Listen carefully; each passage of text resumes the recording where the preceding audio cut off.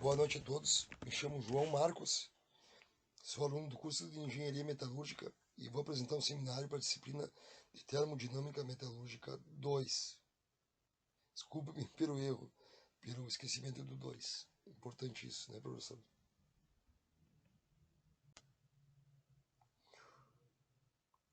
O artigo objeto desse seminário tem como autores Rafael Melo Tromer, Álvaro Niedersberg Correia Lima, Juliane Vicenzi, André Zimmer, Saulo Roca Bragança e Carlos Pérez Bergman. O artigo foi publicado na revista Matéria no ano de 2008. Quem quiser se aprofundar um pouco mais no artigo, aí tá o link disponível com a publicação da revista Matéria.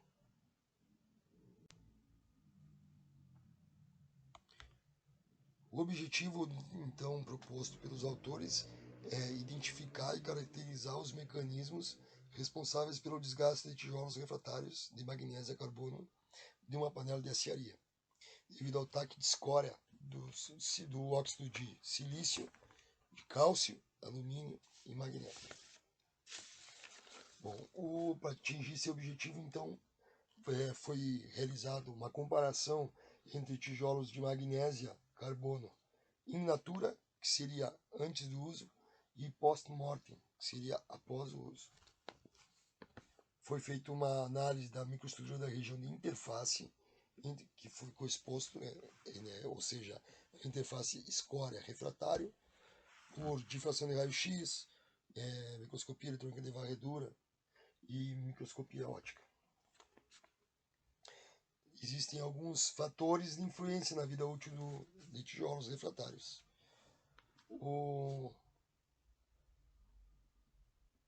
Que são a composição da escória, a diferença entre composição, esse é o termo certo, entre escória e tijolos. O tijolo sofre, então, degradação devido ao potencial químico do sistema, gradiente de concentração. Concentração muito diferente entre a escória e o tijolo. Então, a tendência é de diminuir a energia livre do sistema, e a diminuição da energia livre é atingida através da degradação do tijolo. Ele fornece compostos que tendem a aproximar o equilíbrio do sistema. Tá? Há também a questão dos quesitos mecânicos, que é relacionada à molhabilidade, que é a questão da aderência da escória na face quente, que é como é chamada a face que fica em contato com a escória, com o banho, a escória do banho, e também a rugosidade.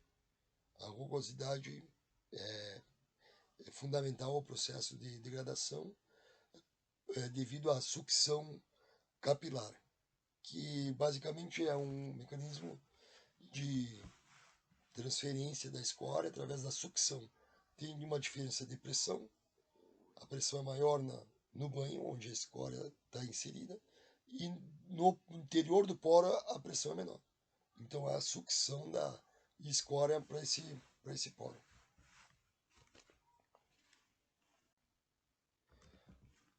Aí o resumo do artigo, então, o que já foi dito anteriormente. Então, a avaliação microestrutural feita na interface escória-refratário, através de difração de raio-x, que é para a caracterização de composição química, microscopia eletrônica de varredura e microscopia óptica, a caracterização de imagem, caracterização de microestrutura. Importante dizer que a força motriz, então, é reduzir a energia livre do sistema à custa da integridade do material refratário. É atingir o equilíbrio. Então, quanto maior for o gradiente de composição, maior a diferença entre a composição do tijolo e da escória contida no banho, maior é a energia, a questão de potencial químico, mais favorável a termodinâmica fica. Tá? E, bom, isso. A questão dos mecanismos primários, que vale ressaltar também que há 3 mecanismos de ocorrência do fenômeno de degradação do tijolo refratário. Tá? O primeiro é totalmente termodinâmico, que é a dissolução ou a difusão do material do refratário. De novo, por diferença de potencial químico, por gradiente de potencial químico. Depois tem os fatores mecânicos, que é a penetração da escória através dos poros do refratário, pelo mecanismo de sucção capilar, e também a erosão. Aqui a erosão é o seguinte: você está atingindo o equilíbrio na face. Se houver um arrancamento dessa região do tijolo, vai expor uma região que a concentração química está bem mais distante do equilíbrio do que estava a região ora exposta à escória. Então temos fatores termodinâmicos, que é gradiente de composição química, e os fatores mecânicos, que é a penetração da escória e arrancamento da região do grão, do tijolo, e a erosão.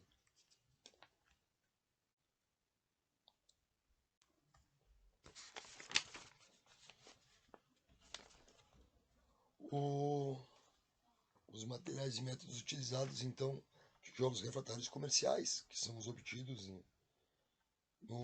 disponíveis no mercado, constituídos de grãos de magnésio eletrofundida e sinterizada e ligados a piche. E a caracterização mecânica, através de absorção de água, teste de absorção de água, que consiste na hidratação do tijolo, mede-se a massa do tijolo, hidrata-se o tijolo, depois o tijolo vai para uma estufa a 110 graus para ser realizada a secagem. E é medida a massa de novo. A diferença entre a massa inicial, anterior à hidratação, e final, posterior à secagem, é o potencial de absorção de água. O quanto de água ele absorveu e não perdeu mais. A porosidade aparente, através de instrumentos simples, ou pode ser uma régua eles não deixam claro, mas pode ser uma régua com um relógio comparador. É uma forma de medir a porosidade aparente. E a densidade aparente, uma medição simples, dimensões, massa sobre dimensão. A análise da microestrutura, então, nunca é demais repetir. Microscópio de luz emitida, o óptico, e microscópio de eletrônico de varredura. E as fases mineralógicas, difração de raio-x, desculpa, difração de raio-x e a microsonda de energia dispersada, que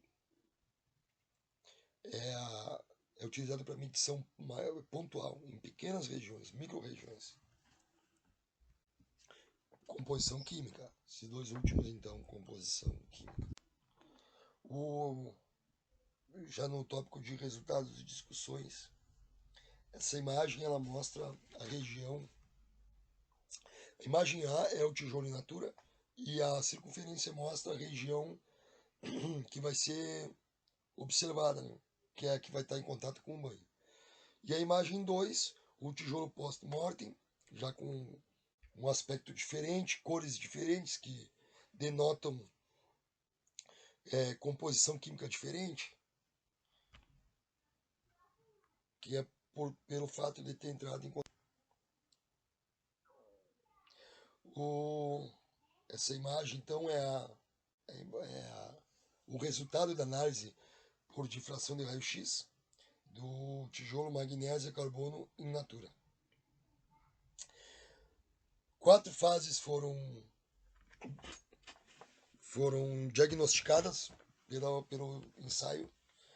O espinélio, que é um composto de oxigênio, alumínio e magnésio.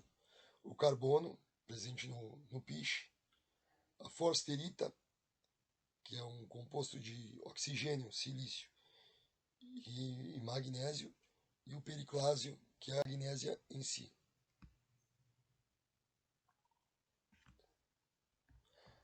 A imagem exposta agora é uma imagem por microscopia óptica. A imagem A é o grão de magnésia eletrofundido, com um aspecto bem mais polido, mais acabado. E a B é o grão de magnésia sinterizado. Percebe-se, é evidente a porosidade muito maior no grão sinterizado. Lembrando que a porosidade é um fator mecânico que favorece o processo de corrosão no tijolo refratário. As imagens obtidas por MEV do tijolo refratário. O primeiro é o tijolo refratário in natura, com os grãos de magnésio sinterizados e eletrofundidos. Sinterizado na região onde tem a numeração 1 e eletrofundido na região onde tem a numeração 2. E a outra imagem da região mostrando os grãos e a presença, que são esses pontos mais claros de antioxidante, que são adicionados com o intuito de promover proteção contra a descarbonatação, e a região mais escura, que é a alpiche, que é um material rico em carbono, grafite de alta pureza. O resultado da análise de difração por raio-x do carbono, do tijolo magnésio e carbono pós-mortem. Os autores então fizeram uma comparação, botaram o resultado do ensaio do post-mortem na parte superior e in natura na parte inferior, evidenciando o surgimento de duas novas fases cristalinas, um silicato de cálcio e a gelenita, que é um composto de oxigênio, silício, alumínio e cálcio. Vejam que os constituintes dos compostos que surgiram são os presentes na escória e no tijolo. Portanto, houve a reação entre escória e tijolo, devido ao gradiente de composição química, que favorece a termodinâmica do processo de degradação. De novo, então, a força motriz para a degradação do tijolo é atingir o equilíbrio. Quanto maior for a diferença entre a composição do tijolo e do banho, maior será o fator termodinâmico. Vai favorecer o surgimento dessas novas fases, vai favorecer a degradação do tijolo, porém a cinética já são questões de questões mecânicas, como já foi mencionado.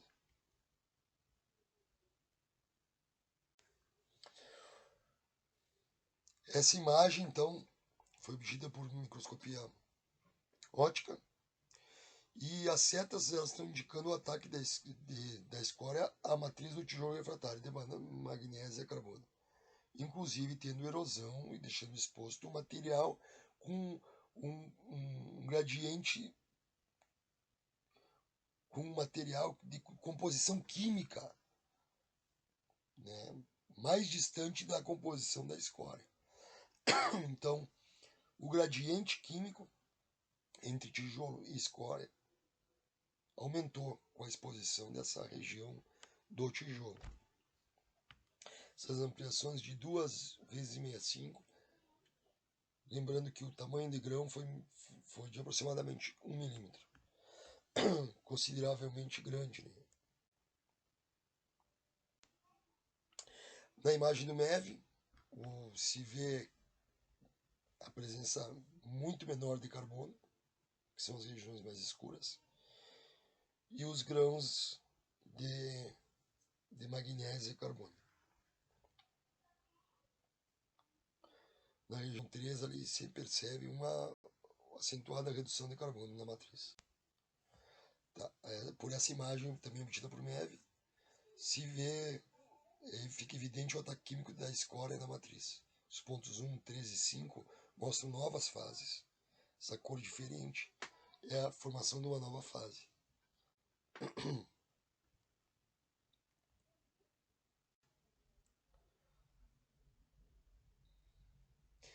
Nesse slide, então, está exposto a comparação de composição química entre os tijolos refratários in natura e post-mortem. Esses pontos EDS são os pontos marcados na imagem de MEV, que acabamos de ver. E na comparação entre as composições químicas, dá para perceber que o alumínio foi o elemento que teve maior participação nessa questão termodinâmica, onde no in natura não havia presença de alumínio, agora uma presença mais relevante do alumínio no tijolo de magnésio e carbono. A caracterização de tijolos refratários de magnésio, uma coisa que eu não tem no artigo, a caracterização dos tijolos post-mortem, seria interessante, eu acho, uma comparação. Mas resultados obtidos em ensaios mecânicos.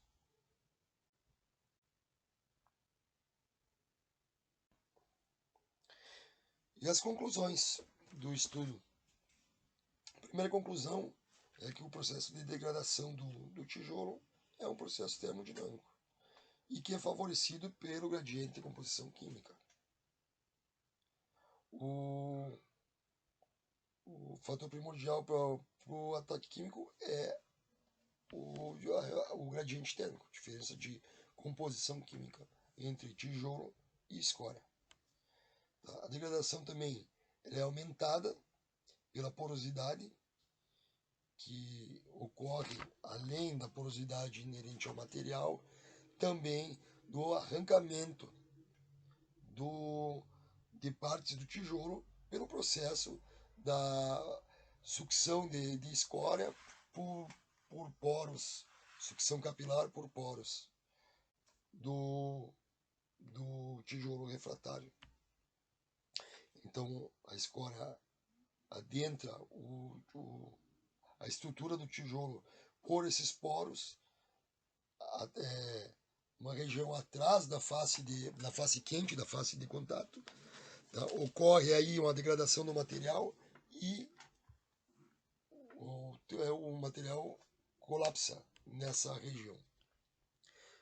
Então, ocorrendo essa erosão significativa, expõe uma região que tem um gradiente químico mais acentuado do que o outrora, e isso vai retroalimentando o processo. Também a perda de carbono significa o aumento da molhabilidade, a aderência da escória no tijolo aumenta, e isso favorece o processo. Podemos citar, então, essas conclusões. O importante também sobre a descarbonatação, que ela aumenta a degradação porque ela aumenta a molhabilidade. Perda de carbono, tijolos em uso, significa o aumento da molhabilidade dos refratários pela escória. E é isso. Espero ter contribuído para a aquisição de conhecimento de alguns. Agradeço e boa noite.